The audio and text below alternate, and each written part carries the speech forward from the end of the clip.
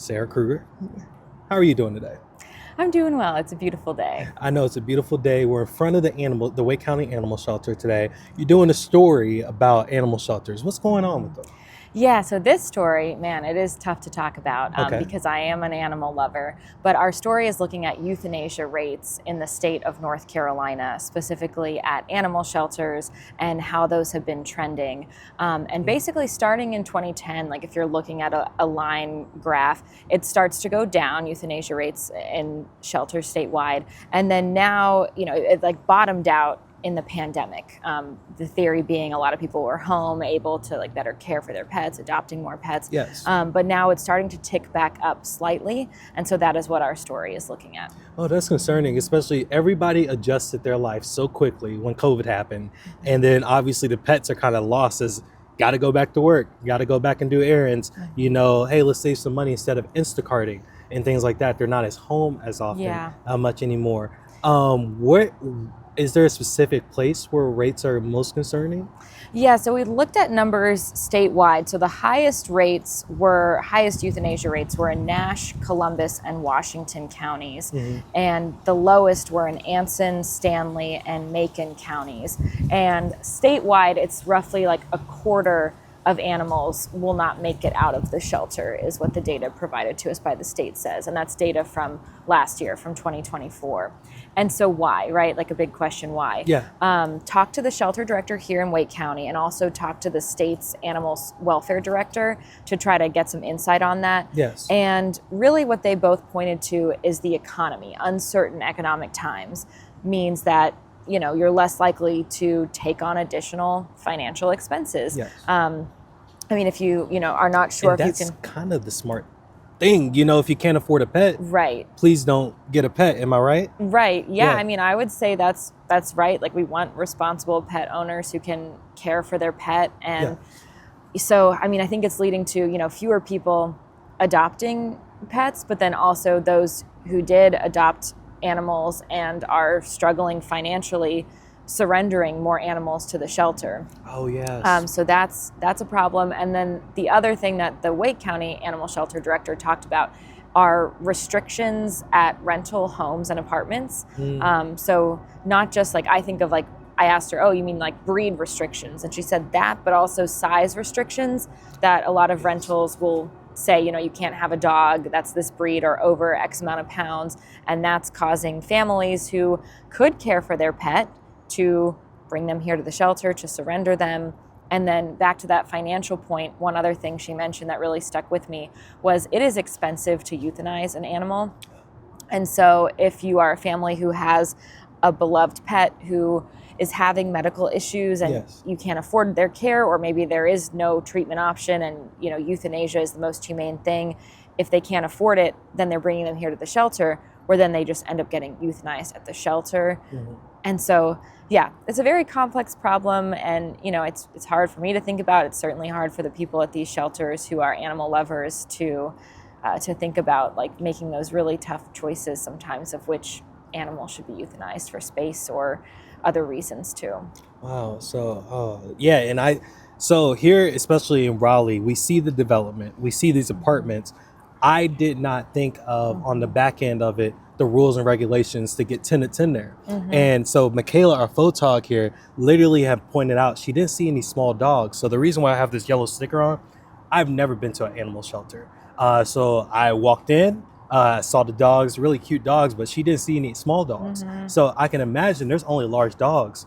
Yeah. If there's rules and regulations on those apartments, That could be part of it. That could be part of it unless you own a home, and home ownership is so difficult right now in this economy. Yeah, definitely. Yeah. And Dr. Jennifer Federico talked about here at the Wake County Animal Center, they have been at capacity, or actually over capacity, for dogs for 2 years. Wow. So they have doubled the amount of dogs in here that they really should have. Like, they would like to give the dogs more space, but then they would like to have more dogs to prevent euthanizing dogs that they have. So they're just faced with like really difficult choices. And something that I asked the state's animal welfare director, I was like, would bigger shelters be part of the solution here?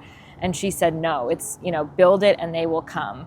like if you, no matter how big your shelter is, she thinks it's going to get full. Yes. So it's got to be another solution other than that. And the director here, Dr. Jennifer Federico, something that she mentioned in terms of the needs of the shelter, they need more people who are willing to foster dogs, large dogs in particular, Okay. so that they can get those large animals out of the shelter and fostering, free up you mean space. short term, correct? Yeah, like foster, you know, with the hope of finding a family down the line who wants to adopt that dog, or like, I don't know, I feel like if it were me, I'd probably fall in love with the dog and try to find a way to keep it. But that's something that they really need. And she also said, if you are someone who manages a rental or, you know, is part of an HOA, like really advocate to reduce those breed and size restrictions that can be so prevalent. Okay. And in places like Wake County, there are way more community resources, way more shelter groups than some of the, you know, more rural areas have. So they're lucky here in Wake County, but still, like, you know, they need help. So I have a question. You specifically said euthanization is expensive. Mm-hmm. Wake County is a government-run facility, right? Mm-hmm. So taxpayers are paying for these expensive euthanizations. How much are we talking here? Because, like, you know, this is going to be almost like a public, I don't want to say a public emergency. Is this a public emergency? I mean, I think that's probably like opinionated? a subjective question, Subjective, yeah. but like, I think a lot of people would say, yeah, it is a public emergency. And it's one that, you know, just like doesn't have a clear end in sight, unfortunately. And I mean, we're still way better off euthanasia rate wise than we were as a state in 2010. okay. It was like way up here. And, you know, it's just up just a little bit from where it bottomed out during COVID. But of course, we don't want to see it keep spiking. We'd like to keep bringing it down. You talk about breeds, apartment complex, breed restrictions, HOA. I live in an HOA currently. I am a little bit confused about that and do not know. Can you educate me a little bit on that? Yeah, so I mean, anecdotal, like this isn't part of the story of me like analyzing which breeds are most, you know, likely to be banned or anything like that. But anecdotally, what I know is like pit bulls or, you know, American Staffordshire Terriers, Saw a few in there. German Shepherds, Dobermans.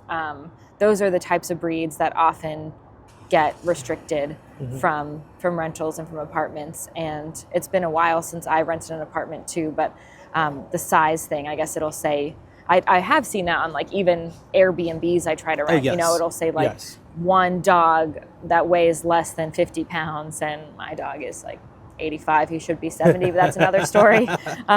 So yeah, I think that's, you know, that's the issue there. Well, you know, I would love to see pictures of your chunker one day. Oh, yeah, let's put it up for everyone to see. He's beautiful. Absolutely, absolutely. Does he have a name? Boone. Boone? Yeah. Okay, like Boone, North Carolina? Yes, he's from the mountains, and we named him because when we got him, before we had kids, we used to go to the mountains like all the time and hike with him. And anyway, he's lovely. Is there anything I'm missing or the public is missing with this euthanasia really, I want to say, issue, and that's affecting not just the dogs, the public, everything, people not being able to adopt the dogs? What are we missing with this?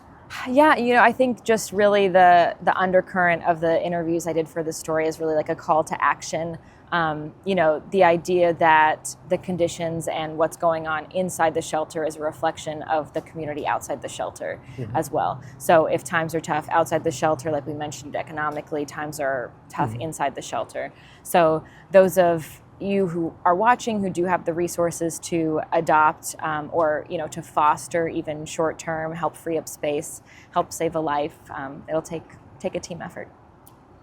Thank you so much for your time. Yeah, thank you.